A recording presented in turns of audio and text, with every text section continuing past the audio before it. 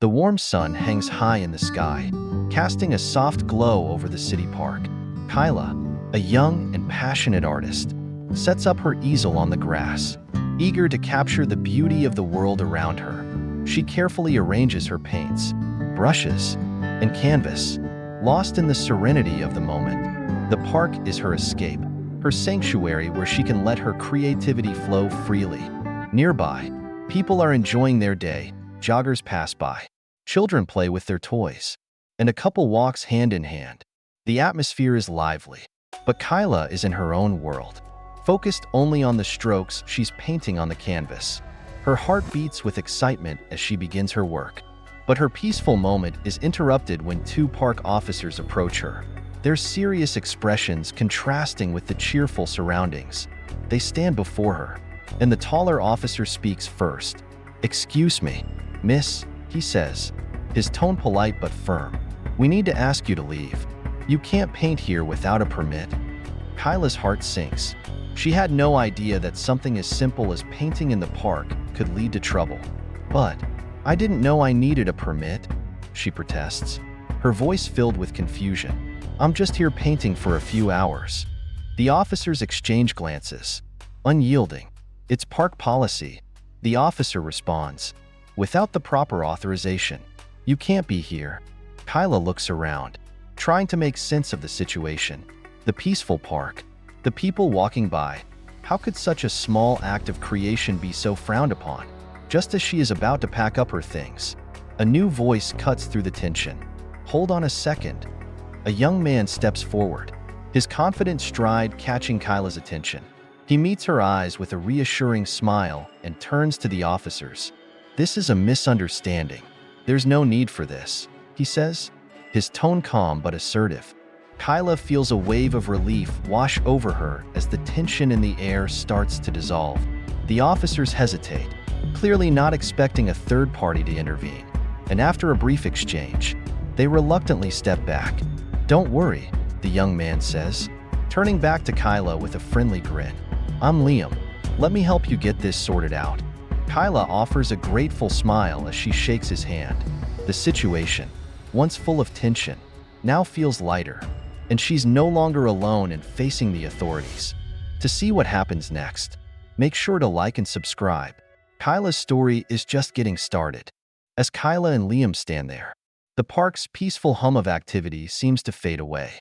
The officers, now momentarily standing back, seem to hesitate for a moment, still unsure of how to proceed. Kyla, still processing the shock of being asked to leave the park, looks at Liam with a mixture of gratitude and bewilderment. Liam's calm demeanor contrasts sharply with the tension of the situation, and Kyla feels a surge of relief as she watches him confidently face the officers. But before she can even express her thanks, the quiet murmur of voices begins to swell again, and within moments, the sounds of a siren wail across the park. Kyla's heart skips a beat.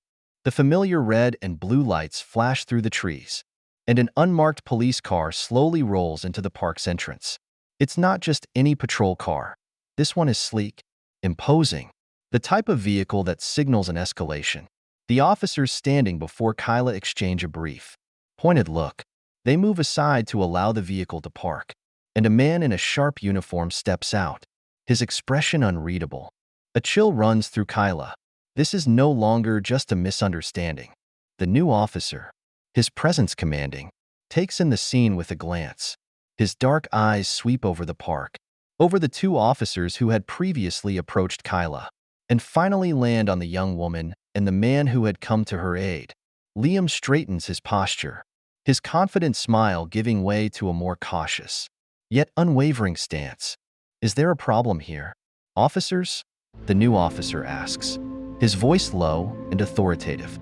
The original officers exchange a glance, and one of them steps forward to explain, gesturing to Kyla.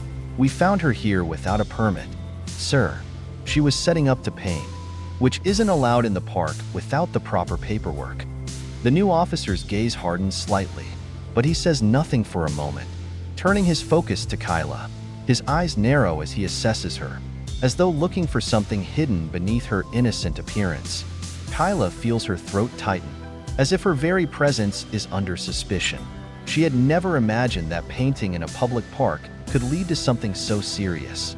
But the atmosphere has shifted, and she feels small under the scrutiny of these officers, especially with the new officer's arrival.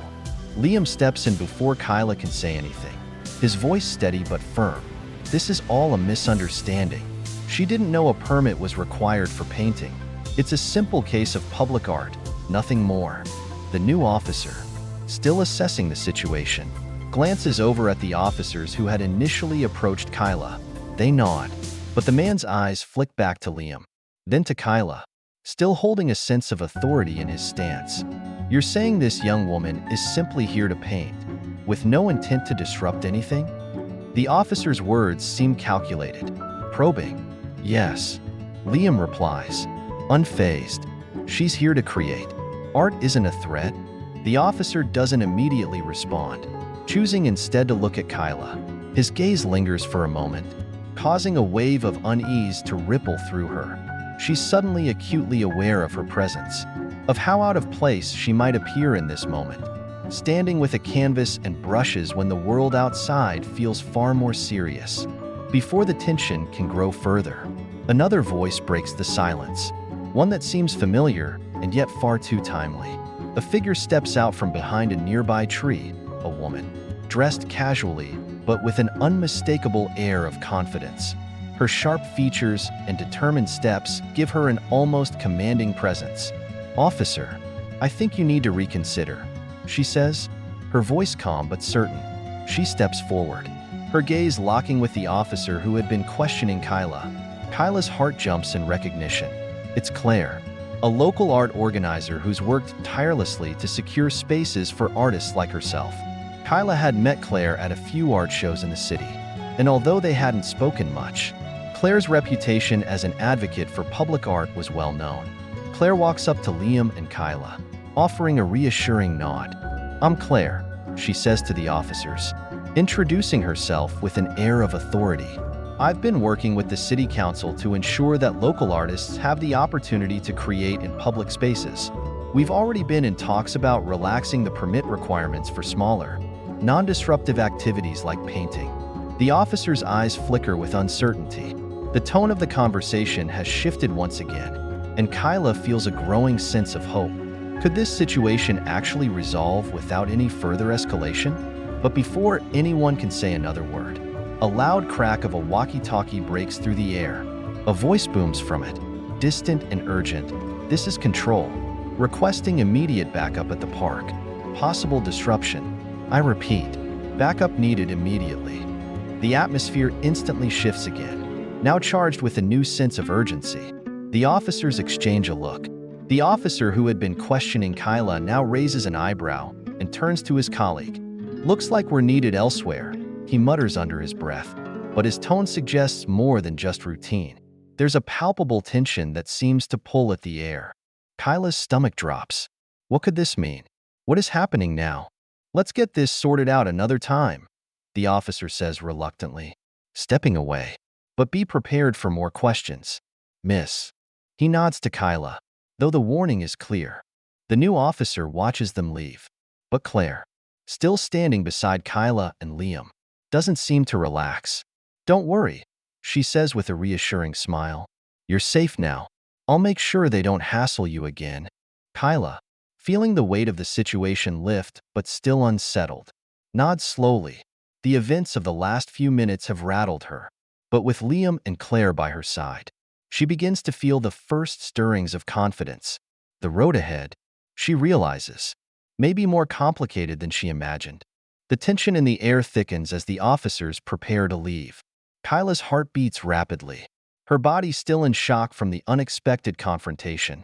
But just as she begins to exhale, the unexpected happens.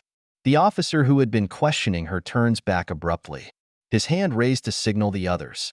Wait, he calls out, his voice sharp and resolute. Kyla's breath catches in her throat. Something about the officer's sudden shift in demeanor causes a chill to ripple through her. And for the first time in this entire ordeal, she feels a sense of impending danger. Liam's face tightens. He stands protectively between Kyla and the officers, as if ready to confront whatever is coming next. Claire, too, seems to sense the change, her posture shifting, her eyes narrowing as she watches the officers closely. The new officer who had arrived with the unmarked police car steps forward, his gaze fixed firmly on Kyla. There's no warmth in his eyes, no recognition of the kindness she's shown in her art, only an unreadable coldness. "You're under arrest," the officer declares, his voice steady but firm. Kyla's mind spins, her hands trembling as the words echo in her ears. Arrest? How could this be happening? She hadn't done anything wrong. Her heart races in disbelief. What happened to the moment of hope Claire had offered her? Liam steps forward, his voice rising, though still controlled. "What are you talking about? She hasn't done anything illegal. You can't just arrest her for painting." But the officer doesn't flinch. His expression remains impassive, his stance unwavering. "You are being arrested for obstructing a police investigation and for engaging in illegal activity without proper permits. You were asked to leave the park, and you refused to comply. That's a violation." The words hit Kyla like a slap to the face. She had only been standing there with her canvas, trying to create, to express something pure and personal. And now she was being accused of obstruction? Kyla's mind races, struggling to find the words to defend herself. She opens her mouth to protest, to tell them that this was all just a misunderstanding.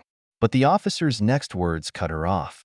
"You have the right to remain silent," he says, his hand reaching for his radio, signaling for backup. "Anything you say can and will be used against you in a court of law." Kyla's breath hitches in her throat. This was real. This wasn't some strange misunderstanding. They were taking her seriously. They were going to arrest her. Her legs feel weak, as though they might give way beneath her. The world around her spins. And for a moment, she can barely process what's happening. The last thing she remembers is standing in the park, surrounded by the beauty of the moment. And now she was being handcuffed. "Stop!" Claire suddenly shouts, her voice sharp with urgency. She steps forward, her eyes flashing with a mix of anger and disbelief. "This is an abuse of power. You have no right to arrest her." But her words don't seem to reach the officers. The man who had been speaking to Kyla motions for the others to move in, and before she can react, one of them steps toward her, handcuffing her wrists with swift efficiency. The cold metal of the cuffs bites into her skin, and Kyla flinches, her mind still struggling to process everything. Liam looks helpless, his fists clenched at his sides. He glares at the officers, but even he knows there's little he can do. Kyla's arms are pulled behind her, and she stumbles slightly as she's forced to move toward the police car. No, this can't be happening," Kyla murmurs, the words a whisper lost in the chaos of the moment.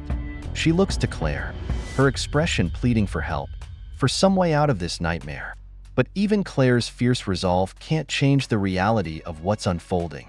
The officers guide Kyla toward the unmarked car, their hands firm on her arms.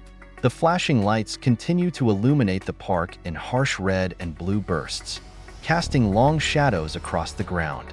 Kyla is terrified, but even as she feels the weight of the cuffs and the cold grip of authority, one thought keeps her mind from breaking. She will fight this. She won't let them silence her. This wasn't the end. It couldn't be.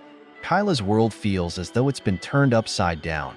The harsh grip of the officer's hand on her arm, the flashing lights reflecting off her skin, the distant voices shouting in protest. Everything seems to blur into a haze. As she's pushed into the back of the unmarked police car, her thoughts race, unable to calm down. The tightness in her chest makes it difficult to breathe. And for a moment, she thinks she might pass out. How could this be happening? But just as her mind begins to spiral, a sharp voice cuts through the chaos, clear and commanding. "Stop right there." The officer leading her toward the car pauses, his hand still gripping Kyla's arm, and turns to look over his shoulder. The others follow his gaze, and for a brief, fleeting moment, a wave of confusion washes over them. There, standing at the edge of the park, his posture firm and confident, is none other than Barack Obama. Kyla's eyes widen, her mind struggling to register what she's seeing. Could it really be him? The former president, here, in the middle of this mess? The officers hesitate, clearly surprised by his sudden appearance. Obama steps forward with purpose, his stride measured and calm. Yet the power of his presence is undeniable. He wears a suit, but the aura around him is not one of formality. It's one of authority, of someone who has fought for justice and who understands what it means to be heard. "Sir, you need to move along," one of the officers says, attempting to regain control of the situation. Obama's gaze sharpens. "I'm afraid that's not going to happen." He turns his attention to Kyla, who can hardly believe what's unfolding before her. His gaze is steady, comforting even, as though he's already made up his mind about the injustice here. "I've been briefed on the situation," he continues, his voice carrying authority, yet tempered with empathy. "This young woman has not broken the law, and you're arresting her for nothing more than expressing herself in public." The officers exchange uneasy glances. Obama's reputation precedes him, and they know they can't just dismiss his presence. "What's the problem here?" Obama asks, his voice no longer questioning but demanding an answer. The lead officer opens his mouth, seemingly unsure of how to respond to the former president's sudden intervention. "She was..." "Don't bother," Obama interrupts, holding up a hand. "I'm familiar with your policies. I've seen this before. This isn't about breaking the law. This is about silencing someone for no reason at all. You can't keep using your power to suppress people who simply want to create." The tension in the air is palpable. Kyla can't look away from Obama, unsure whether this is all a dream. But as he speaks, something inside her stirs, a flicker of hope. Could this be her way out?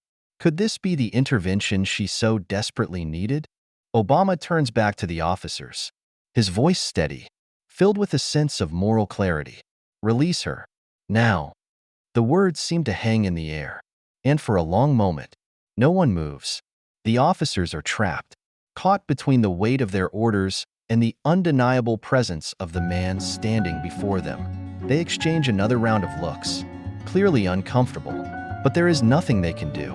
They know who Obama is, and they know when they're out of their depth. Finally, the lead officer steps back, his grip on Kyla's arm loosening. "Sir, we're only doing our job," he mutters, almost as if trying to justify his actions. Obama doesn't respond to him. Instead, he turns his attention back to Kyla, offering a reassuring smile that feels like a promise. "Are you okay?" he asks, his voice softening. Kyla nods, still trying to process the surreal nature of the moment. She can't find the words, but the gratitude in her eyes speaks volumes. "I'm going to make sure this doesn't happen again," Obama says, turning to the officers one last time. "You're going to let her go, and you're going to make sure this kind of overreach doesn't continue." The officers nod, still in disbelief but knowing they have no choice. They release Kyla, and the cuffs are removed from her wrists, the cold metal clinking to the ground with a finality that sends a wave of relief through her. Obama turns back to Kyla, his expression warm but determined. "You have a voice, and it's not going to be silenced. Never forget that." With those words, he turns and walks away, his figure receding into the distance. The officers stand still, silent and uncertain, as Kyla stands there, freed, her heart still racing but now filled with something else, something more powerful than fear: hope. The moment is surreal, and yet, it is real. Kyla knows this intervention won't just change her life. It will change the way she sees the world. For the first time, she feels seen. For the first time, she feels like she can keep fighting, no matter what. As Barack Obama stands tall, his eyes fixed firmly on the group of officers, the atmosphere grows tense. The weight of his presence commands the attention of everyone around him, and the officers, who moments ago seemed so sure of their actions, now appear hesitant. They know they're facing more than just a concerned citizen. They're facing a former president, a man whose legacy is built on the principles of justice, equality, and standing up for what's right. One officer, a young man with a firm jaw and a stiff posture, steps forward, trying to maintain authority in the face of Obama's quiet strength. "Sir, you need to move along. This is a police matter," he says, his voice carrying a hint of uncertainty. Obama doesn't flinch, His gaze is unwavering as he regards the officer, his tone calm yet undeniable in its command. No, I don't think I will. You're making a mistake, and it's one that can't go unnoticed. The officer's grip on his radio tightens, but he doesn't respond immediately. Obama's words are like a challenge, something more than a mere request. They are a demand for accountability. The other officers, still standing off to the side, watch the exchange in silence, unsure of what to do next. I'm not here to cause trouble, Obama continues, his voice steady and authoritative. I'm here to make sure that this young woman is treated with the dignity and respect she deserves. You're holding her without cause. What, exactly, is the charge? The lead officer, a middle-aged man with graying hair, steps forward, attempting to regain control of the situation. She was causing a disturbance, refusing to comply with our orders, he explains, but there's a sense of doubt in his voice, as if even he isn't fully convinced of the justification for their actions. Obama raises an eyebrow. A disturbance? For what? For expressing herself? For speaking her mind? His voice begins to rise, though still controlled. Are you really going to tell me that you're arresting her for nothing more than standing up for her rights? The officer's jaw tightens, and for a moment, he's at a loss for words.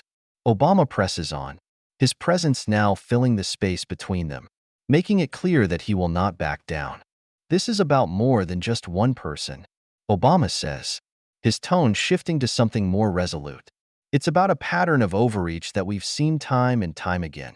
People like Kyla, people who speak up, who challenge the status quo, are being silenced. Are you going to stand by and let this happen? Or are you going to do what's right?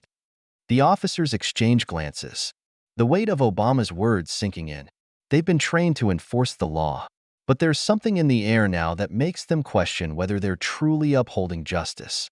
They are no longer just facing a situation with a young woman.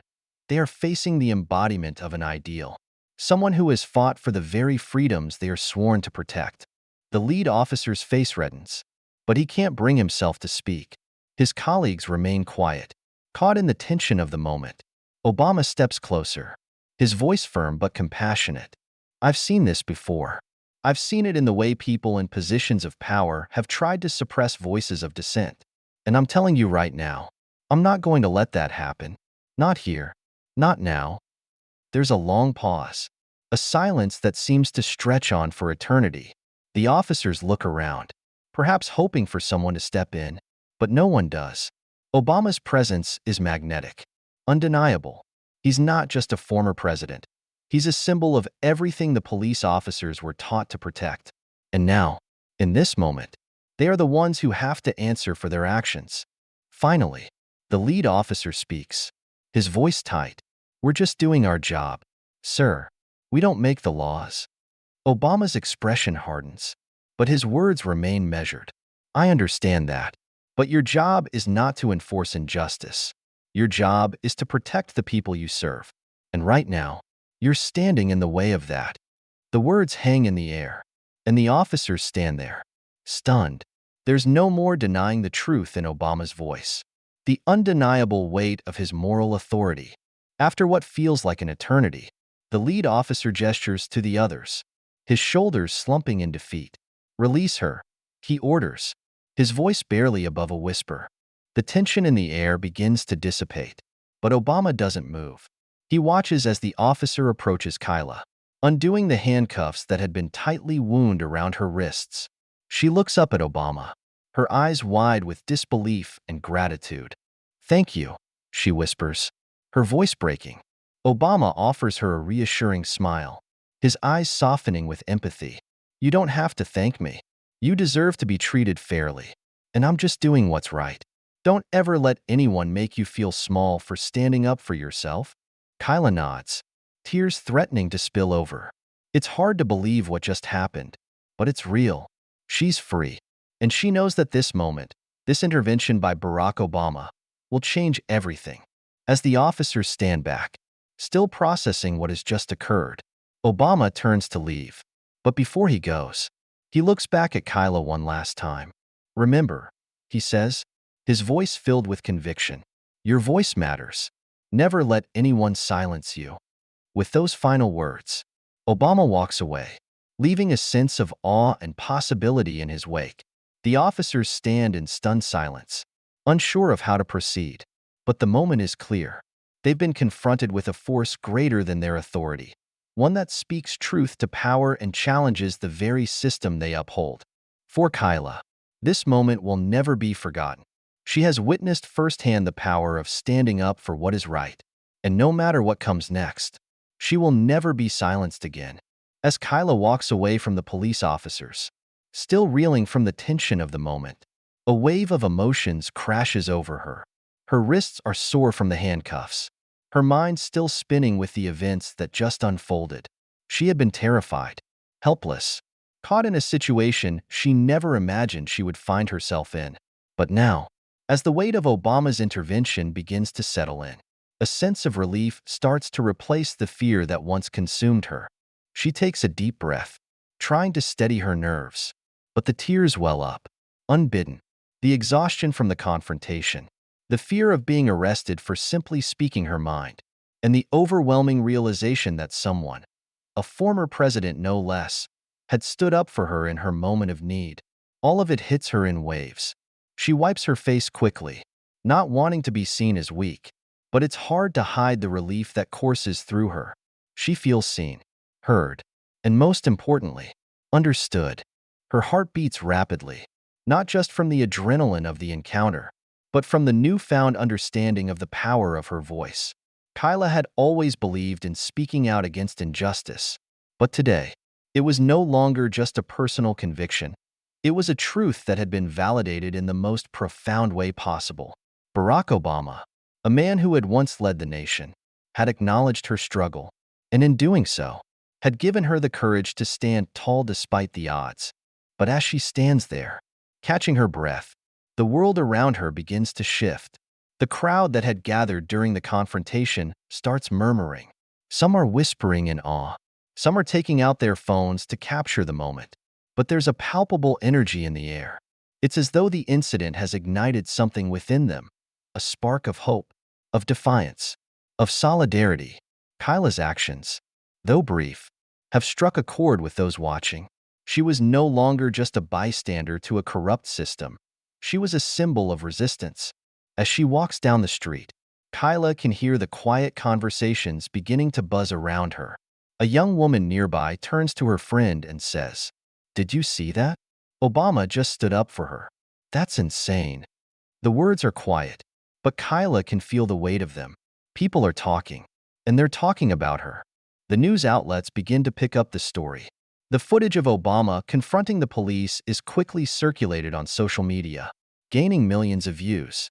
Memes, hashtags, and articles flood the internet, with people across the nation expressing their opinions, reactions, and emotions. Some praise Obama for stepping in, acknowledging that it was a rare moment of leadership in a time when many felt their voices were being ignored.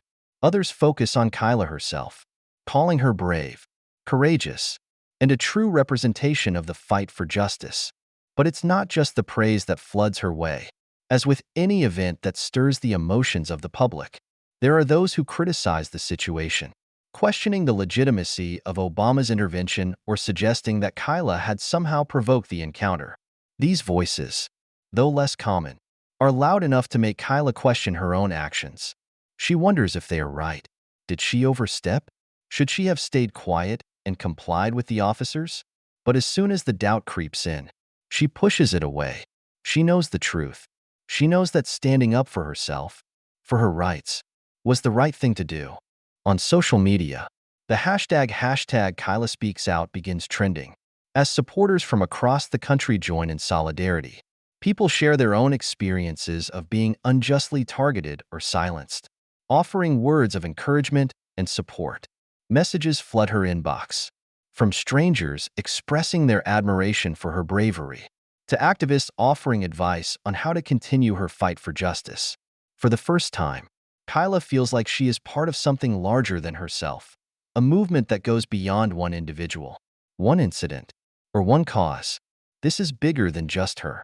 It's a reminder that the struggle for justice is ongoing, and that every person who speaks out is a part of that fight. Kyla's emotions are still raw, still processing the whirlwind of events. But there's a sense of pride that slowly grows inside her. She may have been scared, and she may have been caught off guard, but in the end, she had done what she believed was right. And now, the world was taking notice. As she sits down on a bench, her phone buzzing incessantly in her pocket, Kyla feels a mixture of disbelief and awe. She's never been the center of attention like this before.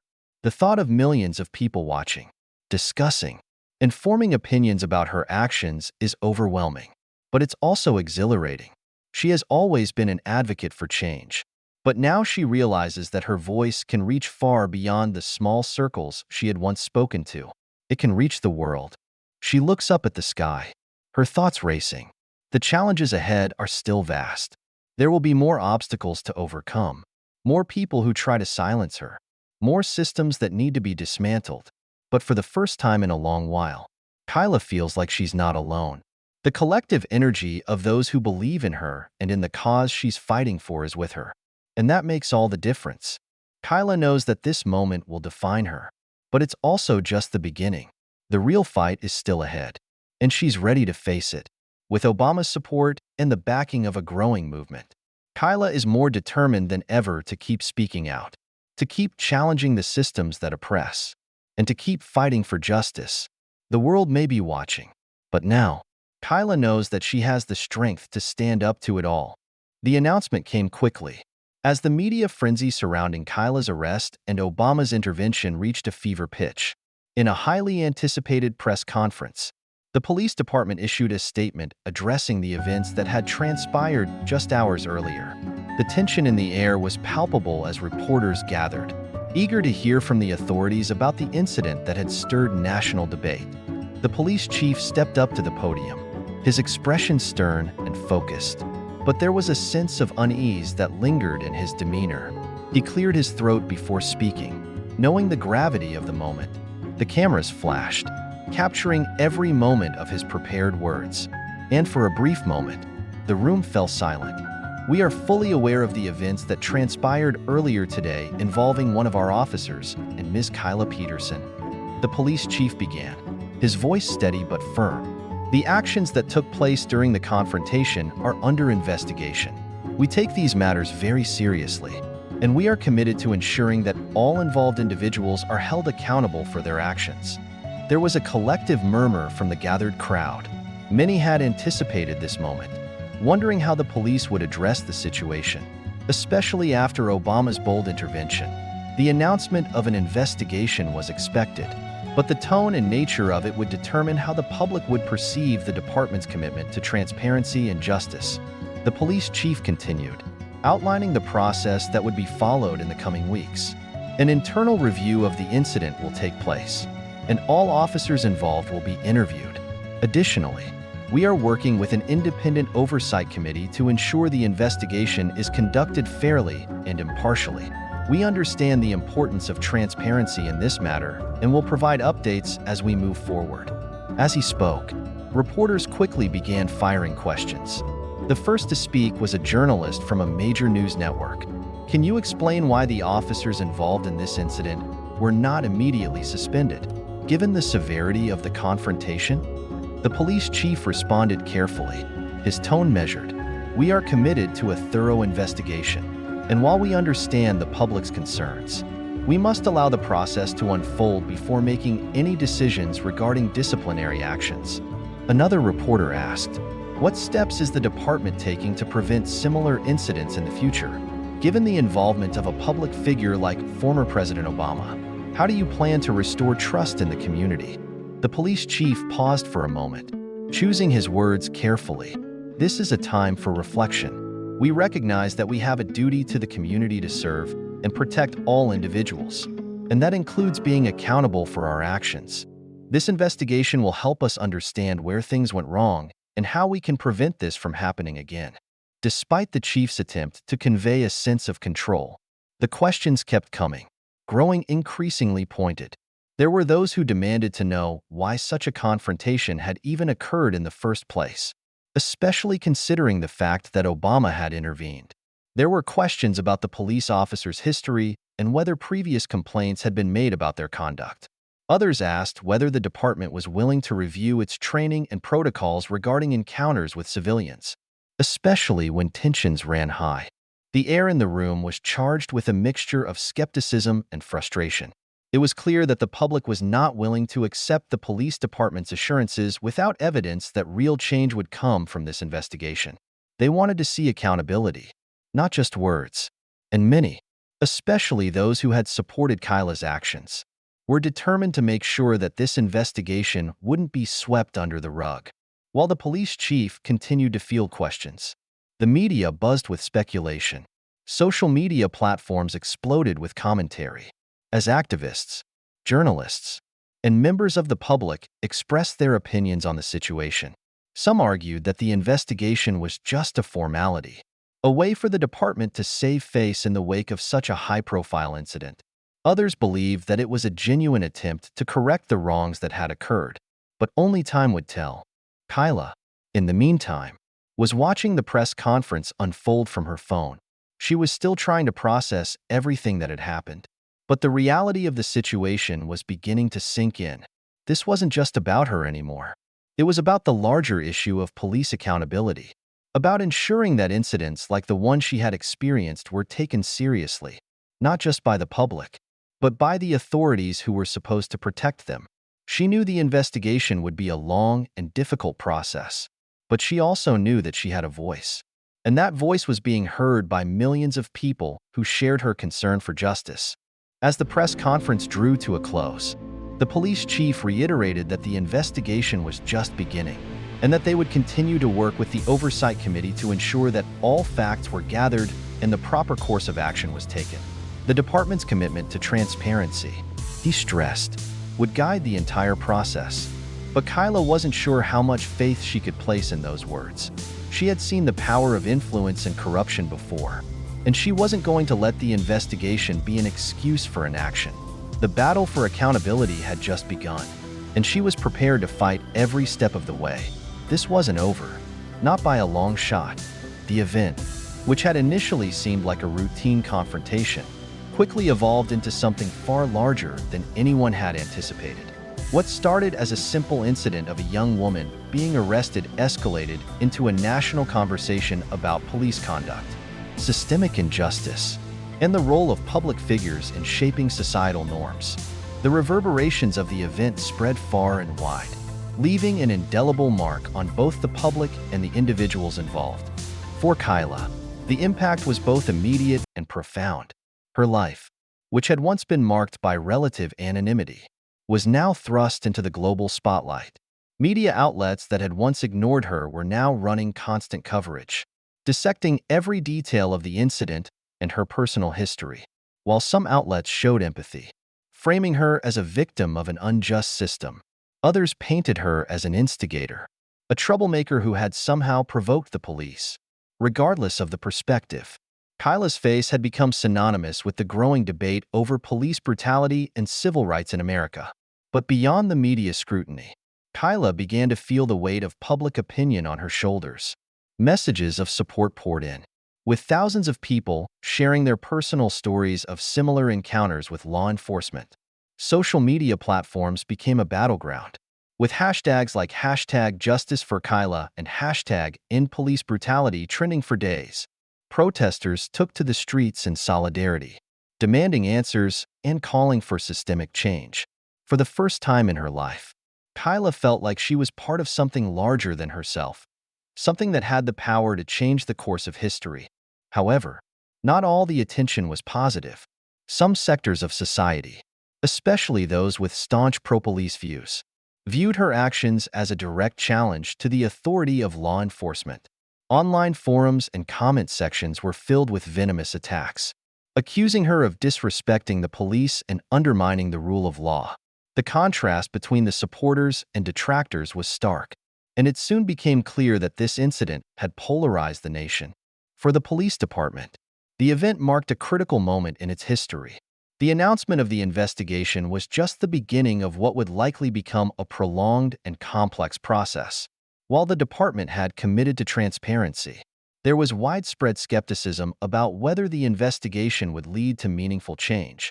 The public's trust in law enforcement had already been eroded by numerous high-profile incidents of police misconduct, and this event only deepened that divide. Many wondered if the police were truly committed to reform, or if this investigation was just a public relations stunt designed to appease growing dissent. Internally, officers within the department were also grappling with the fallout. Some expressed frustration with the scrutiny that had come in the wake of the incident, feeling that they were being unfairly targeted as a group. Others, however, recognized the need for change, particularly in how they interacted with civilians during tense situations. The presence of an independent oversight committee added a layer of accountability that had been lacking in previous investigations, and some officers were hopeful that it would lead to real reforms. The investigation would undoubtedly reshape the department, but whether it would lead to the kind of profound transformation needed to restore public confidence was uncertain. At the national level, the incident reignited debates about police reform, racial inequality, and the power of public figures in advocating for change.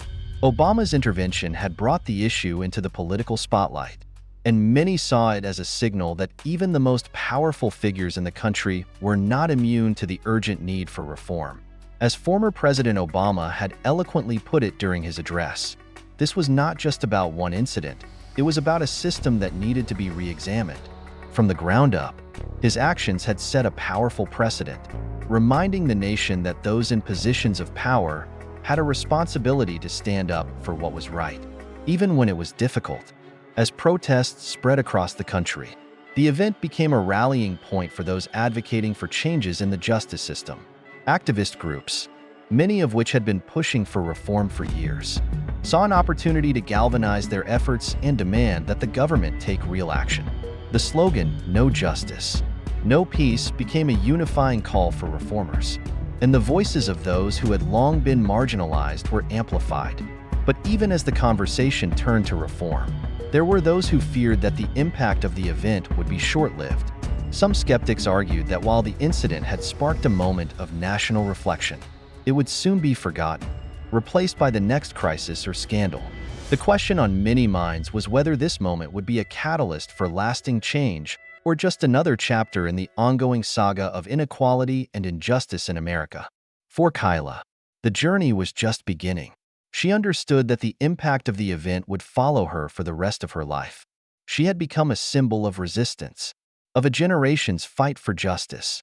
Whether she was ready for it or not, she had been thrust into the heart of a movement that had the potential to change the course of history. And as the investigation progressed and the protest continued, Kyla found herself wondering, would her voice be enough to bring about the change that so many had been waiting for? The investigation into the incident was swift, thorough, and, for many, long overdue. In the days following the arrest of Kyla and the media frenzy that ensued, an independent panel was assembled to oversee the entire process. This panel, consisting of legal experts, civil rights activists, and former law enforcement officers, was tasked with reviewing every detail of the incident, from the initial police response to the actions taken during the arrest. Their goal was clear: to determine whether the police officers had acted in accordance with the law, and if not, to recommend disciplinary actions or reforms. At first, there was skepticism. Many believed that the police department, given its long history of controversies and past failures to implement significant changes, would simply go through the motions of an investigation without real accountability. Activists, civil rights groups, and the public watched closely, demanding transparency and justice. They wanted to see a shift in how the law enforcement system operated, not just in this specific case, but in the broader societal context. As the days turned into weeks, the investigation began to reveal troubling details. Security footage, witness statements, and body cam footage were meticulously analyzed. While some of the early reports had painted the situation as a simple misunderstanding, the evidence suggested that the response from the officers was far more aggressive than necessary. The panel discovered instances of police officers using excessive force, engaging in discriminatory behavior, and failing to de-escalate the situation in line with established protocols. This revelation sent shockwaves through both the police department and the general public. For many, it was a stark reminder of the systemic problems within law enforcement, a reality that had been ignored or downplayed for far too long. The independent panel's findings fueled a nationwide outcry, with protests intensifying and more demands for police reform. Kyla, the central figure in the incident, found herself at the forefront of a movement that was much larger than herself. Her story had become a symbol of everything that was wrong with the current state of policing in America. But the investigation was not just about identifying wrongdoers, it was also about identifying solutions. The panel's recommendations went far beyond just disciplining the officers involved. They called for sweeping changes in police training, particularly regarding how officers were trained to handle tense and potentially volatile situations. They advocated for the inclusion of anti-bias and de-escalation techniques as mandatory components of law enforcement education. Additionally, the panel proposed increased transparency in police operations, including the use of body cameras and public access to reports regarding police misconduct. As the investigation progressed, pressure mounted on politicians and lawmakers to take action. The momentum from the protests and public outcry was too great to ignore, and many were beginning to understand that the event could not be brushed aside. While some leaders continued to oppose calls for reform, others saw the writing on the wall. The need for change had never been more urgent. In response to the growing demands, President Obama, whose intervention had played a pivotal role in raising awareness of the issue, called for a national dialogue on police reform. His speech, delivered from the White House, set the tone for the next phase of the movement. Obama echoed the sentiments of those protesting on the streets, acknowledging the painful history of racial discrimination and the systemic inequalities that permeated law enforcement. He committed to supporting legislative changes that would address the root causes of these issues and strengthen the relationship between law enforcement and the communities they served.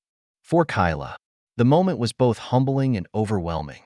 What had started as a personal ordeal had now become a rallying point for millions of people calling for justice. As the investigation continued, Kyla found herself at the center of an ongoing conversation about how America should address the relationship between its citizens and the police. It was a role she had never asked for, but one she was determined to carry out with dignity and purpose. As the investigation came to a close, the findings were made public, and the calls for change grew louder. The police officers involved in Kyla's arrest faced disciplinary actions, including suspension and reassignment. But the true measure of the investigation's success would not be determined by the fates of these individuals alone. Instead, the real test lay in whether the reforms proposed by the independent panel would be implemented and whether systemic change would finally take place. Would the lessons learned from this event lead to lasting reform? Or would it be yet another moment of national outrage followed by stagnation? Kyla, along with millions of others, hoped that the investigation would serve as the first step toward meaningful change. She understood that the road ahead would be difficult and filled with obstacles, but she was resolute in her belief that this was a critical moment in American history. The event had sparked a national conversation, and for the first time in a long while, people were finally paying attention. The challenge now was to ensure that this attention translated into action, and that action led to lasting change. As the investigation continued, one of the most pivotal figures in the movement was former President Barack Obama. His involvement in the case had a profound impact on public opinion, galvanizing both supporters and detractors. Obama's history of advocating for social justice, racial equality, and police reform made him an important ally for those calling for accountability in law enforcement. His support for Kyla and the calls for justice surrounding her arrest helped give the movement a powerful voice, both nationally and internationally. Obama's endorsement of Kyla's cause did not come without resistance. Many opponents of the movement, particularly those in law enforcement and conservative circles, accused him of politicizing the incident. They argued that his intervention was more about scoring political points than addressing the underlying issues. Despite the criticism, Obama remained steadfast in his position. He publicly stated that no individual should be subjected to mistreatment or unjust actions by the very people sworn to protect and serve. The former president's message resonated deeply with those who had long felt marginalized by the justice system. Kyla's story had sparked something larger than just a call for accountability for her case. It was a movement to address a broken system that disproportionately affected people of color. Obama's support brought attention to the fact that this issue was not just about one woman's experience. It was part of a much broader pattern of injustice that demanded reform. Kyla, for her part, was initially overwhelmed by the attention and the weight of Obama's involvement. She had never sought to become a symbol of a national movement, and the attention was both comforting and daunting.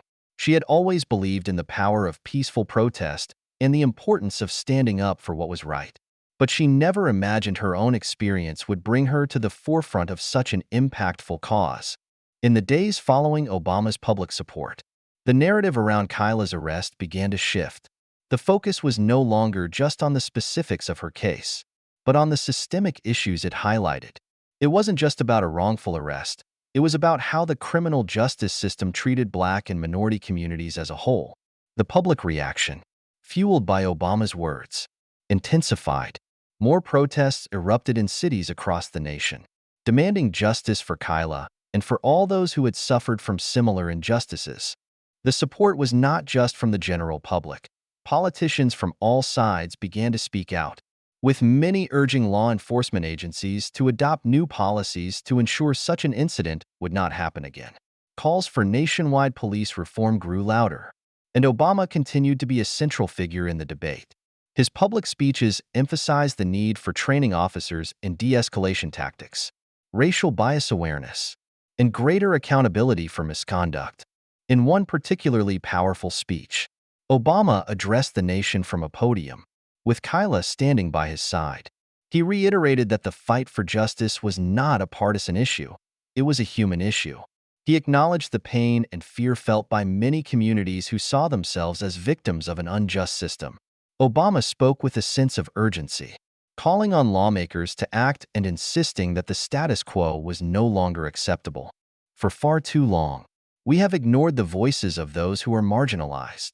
Obama said, Kyla's story is not an isolated incident. It is a story shared by many.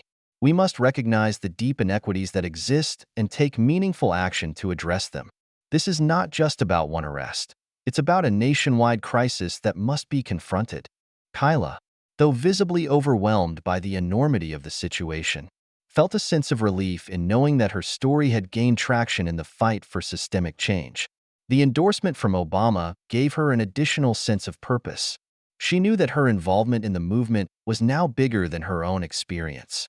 It had become a critical moment in the ongoing struggle for justice and equality. Despite the challenges and the emotional toll the situation had taken on her, Kyla remained determined to see the process through. She had been thrust into the spotlight, but she was ready to use it to advocate for the changes that were so desperately needed. The public's response to Obama's support was an indication that, just maybe, the time for real change had finally come. The momentum was building, and the movement was gaining strength. In the weeks that followed, Kyla and Obama worked closely together, attending rallies and press conferences, speaking to lawmakers and community leaders, and using their platform to push for meaningful reforms. The relationship between them became a symbol of what could happen when people of influence used their power to uplift the voices of those who had been silenced for far too long.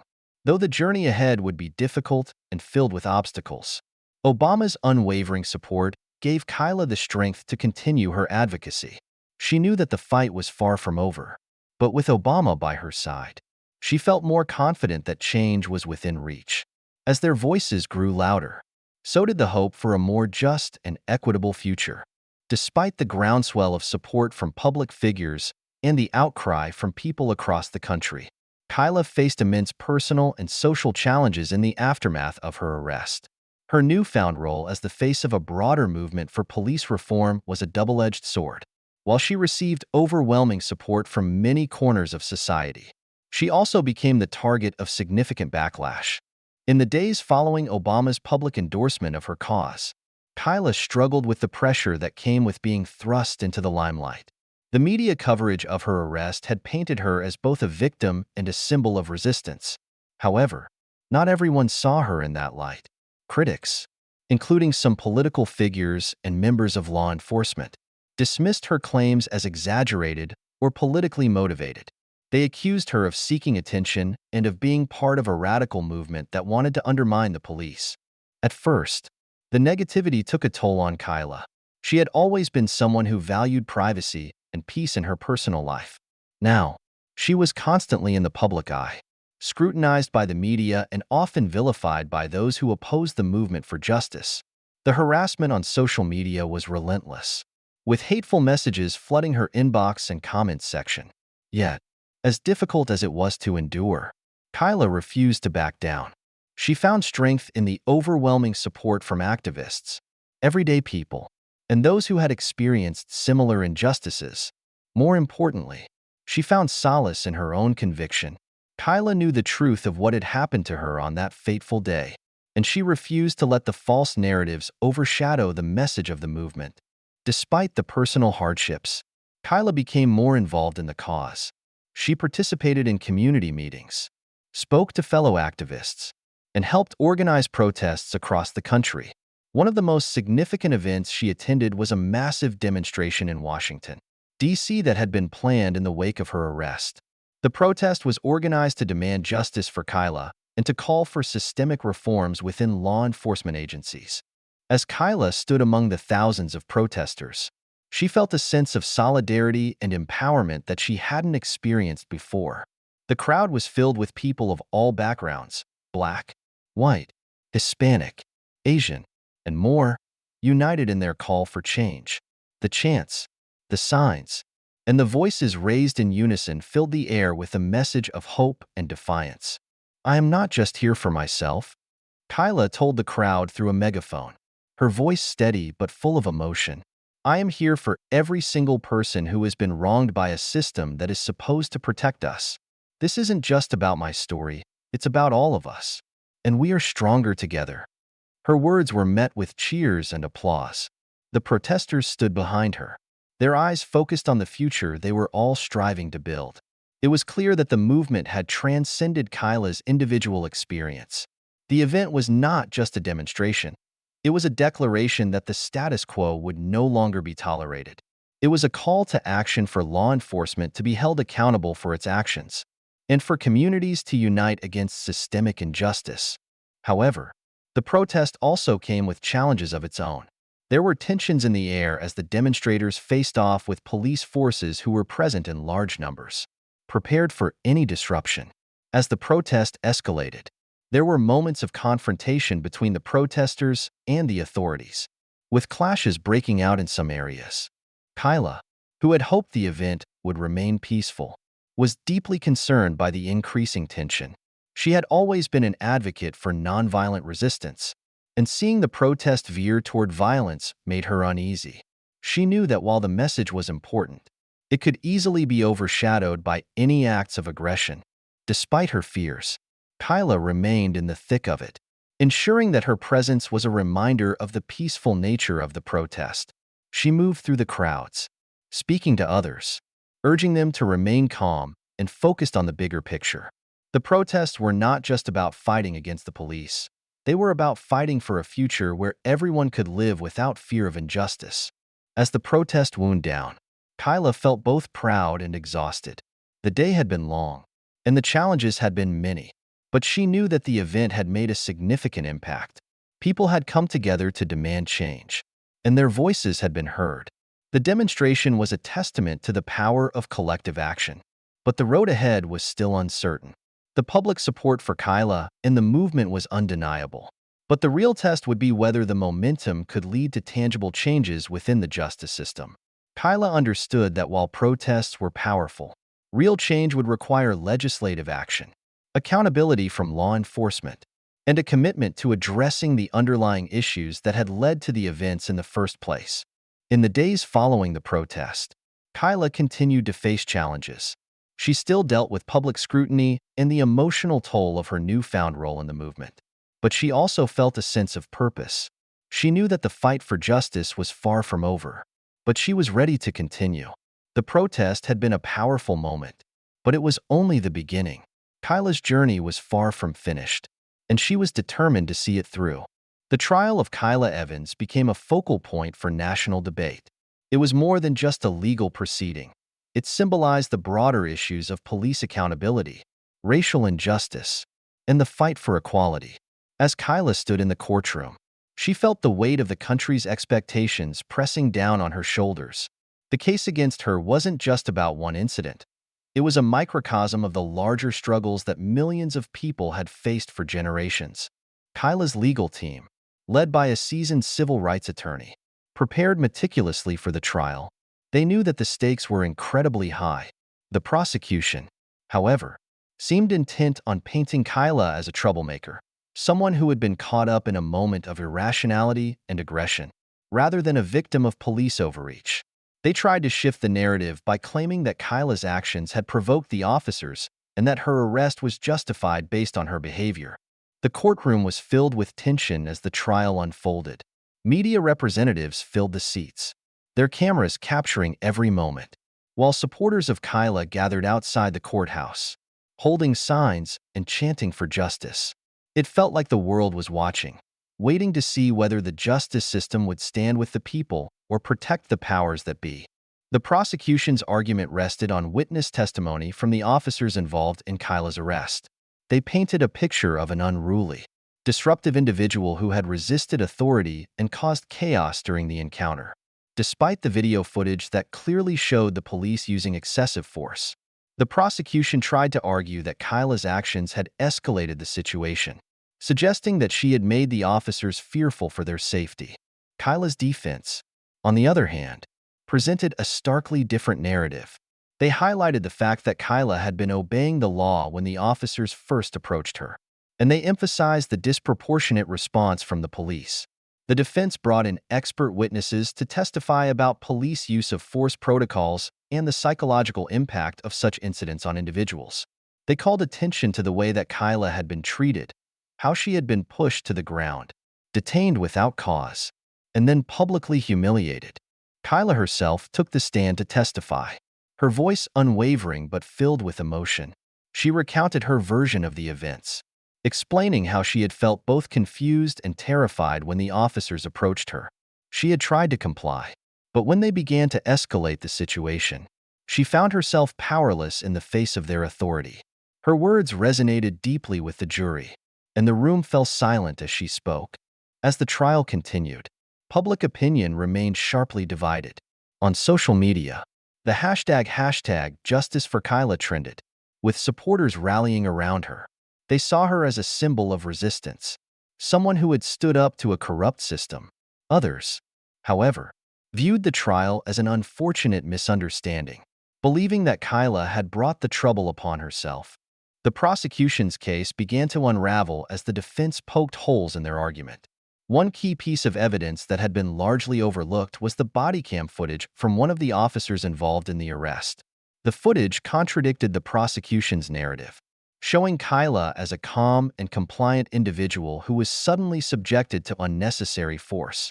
The defense team used this footage to challenge the officer's version of events, arguing that the officers had acted without justification and violated Kyla's rights.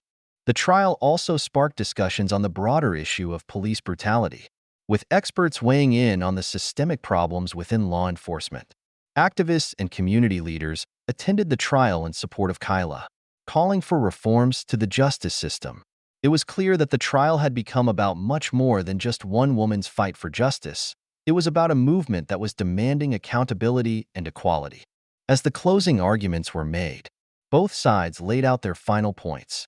The prosecution urged the jury to hold Kyla responsible for her actions, suggesting that the officers had acted within their rights. The defense, on the other hand, called for justice, urging the jury to see the truth of the situation and the harm caused by the police. Kyla's lawyer ended with a powerful statement, urging the jury to remember the fundamental principles of justice and fairness that were at the heart of the legal system. The real question here, her lawyer said, is whether we, as a society, will continue to accept a system that treats people like Kyla as less than human, or whether we will stand up for what is right. As the trial entered its final stages, the world awaited the verdict with bated breath. The pressure on the jury was immense. They weren't just deciding the fate of one individual, they were being asked to determine whether the system would remain as it was, or whether it would be forced to change in the face of overwhelming public demand for justice. Kyla's emotions were a mixture of hope and anxiety. She had already experienced so much, and though she remained resolute, she knew that the outcome of this trial could change the course of her life and the lives of many others. Whatever happened, she was determined to keep fighting for what she believed in, no matter the personal cost.